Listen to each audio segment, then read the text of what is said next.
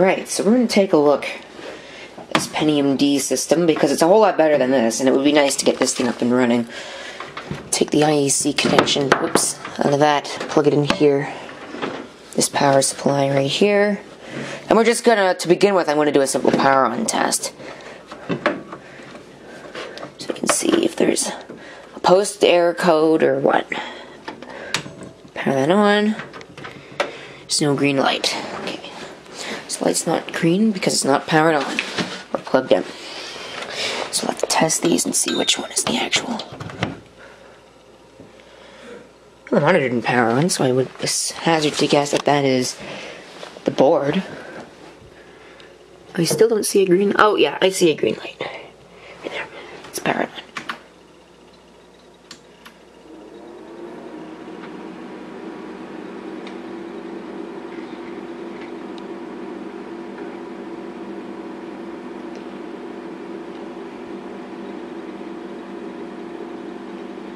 So it appears to work. Let's power it off. Let's plug in a monitor here and see what happens. Alright, so let's plug in the monitor here. Be this cable. There goes the display. And come over here so you can show it powering on. Oh, I turned it off.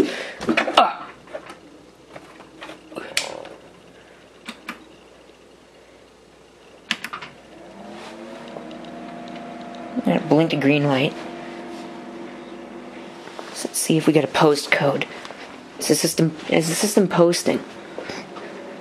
Yes, it is. No keyboard detected. So it complained because there isn't a keyboard, and of course, because there's no keyboard, I can't enter in the BIOS password. But it appears to work, so I don't know what's going on. So I will hook up. I'll go get one of my keyboards from upstairs, and we'll get memtest running on this. So let's power it off. This is dangerous to do, by the way. Oh. That's probably why. So we'll get it powered off. I'll go get memtest and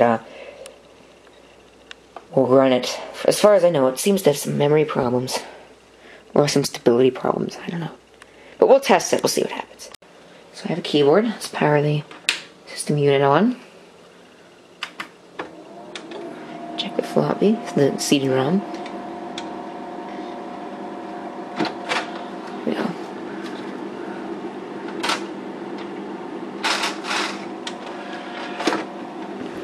So the CD-ROM in the drive now. Enter current password. Let's enter the password.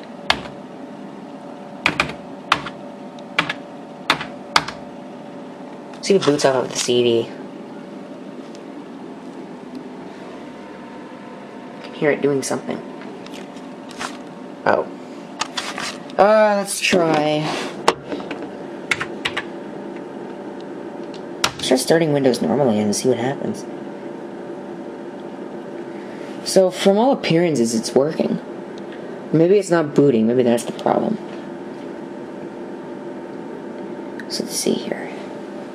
Let's wait for it. I'll probably have to reboot it and it will. You probably can't even see anything. It probably looks like crap now. I don't have a keyboard, so... I mean, I don't have a mouse. I have a keyboard, but I don't have a mouse. It does not look like it's booting. This certainly isn't going to win any awards for boot time. Oh, there we go. And my CD-ROM spins up, even though it's totally useless right now. Windows is starting up.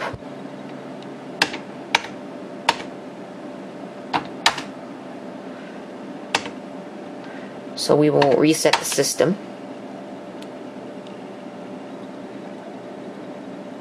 Seems to have booted up fine. I think we're going to have to hit F12 to enter setup.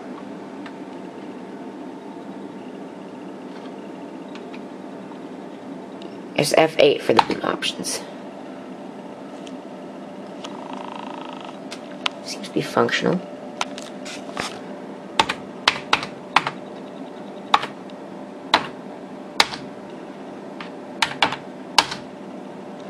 Let's try the CD-ROM here. Loading boot image. English. Test the memory.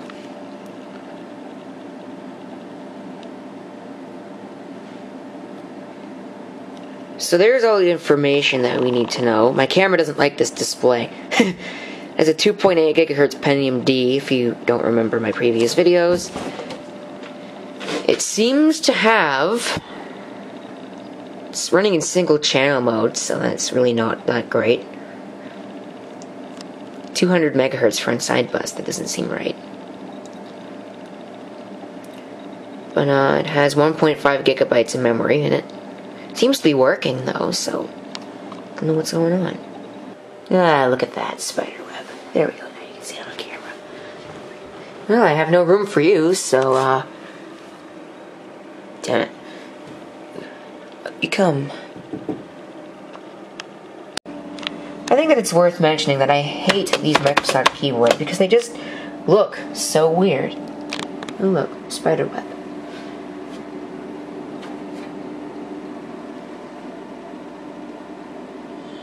Anyway, so while we're waiting for this to happen, these are really old speakers. They're made in Malaysia. Does it have a date on them? They're CS46 speakers. They sound good. They sound nice. They're just old speakers. But the thing is that the system appears to be working fine, so I don't know what's going on. The power, yeah, like I said before, I think the power, as I said before, that the power supply has been replaced. It used to have, I forget who made it. It must have had a pay-via power supply in it. No, it couldn't have had. But that one blew up. That was some capacitor problems. And the capacitors didn't even bulge either. They just went flat open. The caps just went open, if I remember correctly. Maybe it was a resistor that went open. I can't remember. Let's put this thumb screw back in. All the thumb screws seem to have disappeared. It's not cool. Let's figure out how the frick this goes in. Anyway, I'll figure it out eventually, but that's just one of the thumb screws from this case. It has two Western Digital 80 gigabyte hard drives in it. One of them is newer than the other. One of them is black, the other one is silver, has a silver faceplate. The other one does not. I believe the one that does not is the one that's hooked up. No, they're both hooked up. Same drives. But anyway, I'm trying to just run mem test on this. That's all I want to do. It's kind of noisy. This, by the way, is a 120mm fan. For anybody that's wondering, if I didn't already say that. Well, its pitch seems to have increased, but it's past mem test. Press escape to exit. Let's do that. Let's check the CD-ROM and the CD-ROM as well. This is an Ubuntu disc. Wait, it's extended in pitch. Let's play around with Windows for a little bit and see what happens. Because maybe the problem lies in Windows. Or it lies in the fact that the computer can't even boot at all. Okay. Maybe it's because I don't have, like, the sound plugged in. Let's see. Let's put the sound in. Just a second. Alright. What kind of a temperature reading am I getting? 23 and 27. Okay, so that's not that bad. Anyway, so what I wanted to do, reset. So now I have sound on the system, so it should. Let's press delete and enter setup here.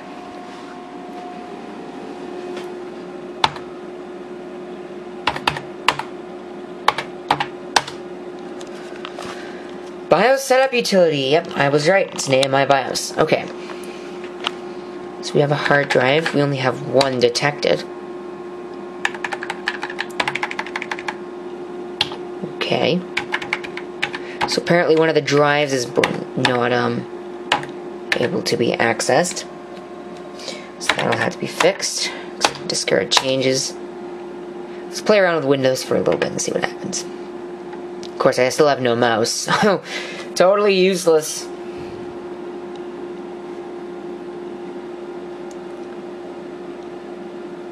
And it fails to do anything.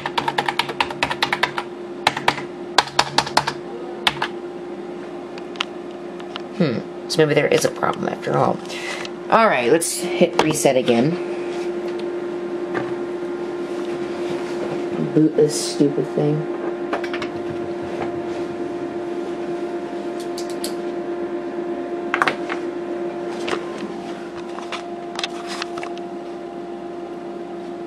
And now it's dead to the world. See if I got a keyboard initialization signal. Because we've had this problem before. Of course I would if I could actually see the damn keyboard. Alright, so you can see the keyboard. Let's hit reboot again.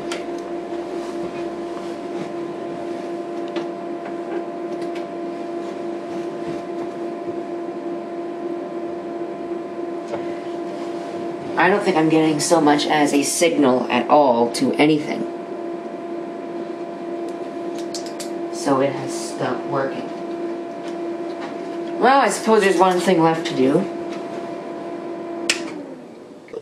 Well, what I see right off the bat, I don't know if the camera can see it, but there's a United Chemicon KZG cap right there. And those are infamous for having problems. I'm going to take a look at some of these other caps and see if any of them are bloated or anything. So as we look inside the Dusty Beast, and it definitely says KZG on it.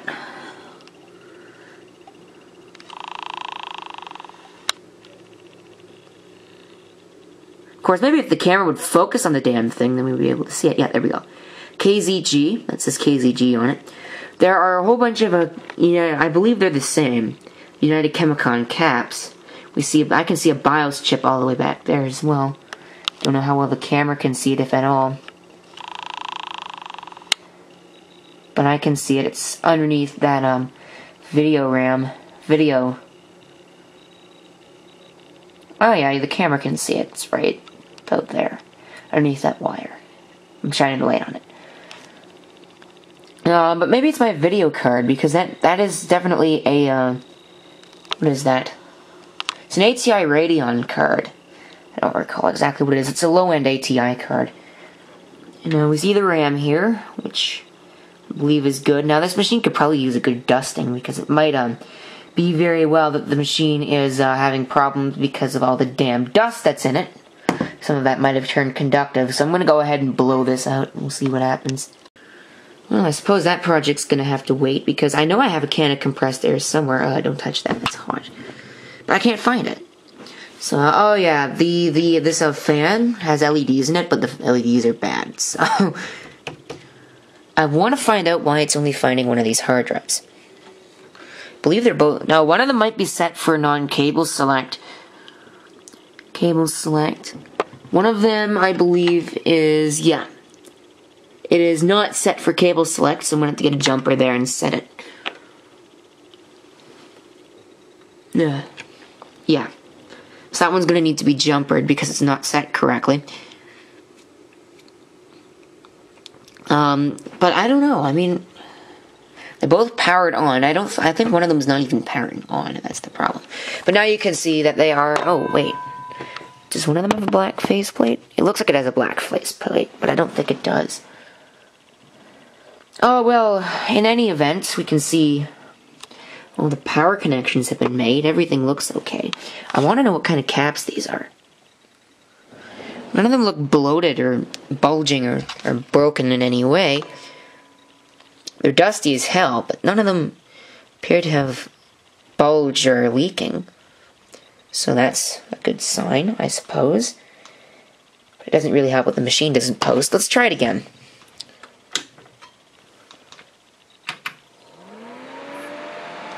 See all the dust fly about. Oops. Is it posting? It's posting.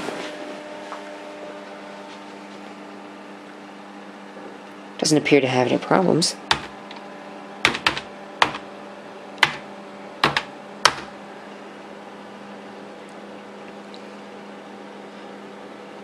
It stops right there.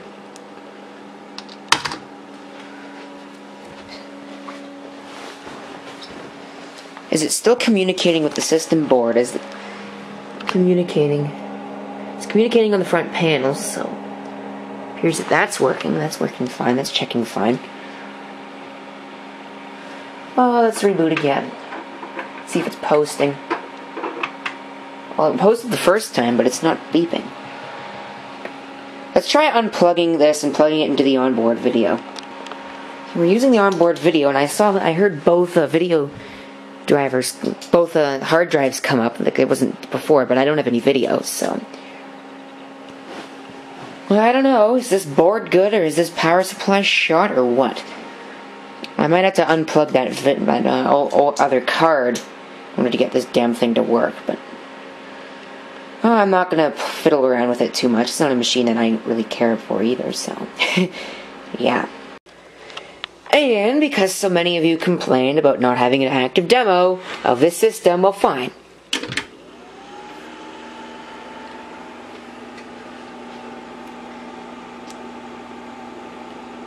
This is also an AMI system. Windows XP. Startup XP. Keyboard seems to have stopped working. That's not cool. Anyway, there you go. There's your power on.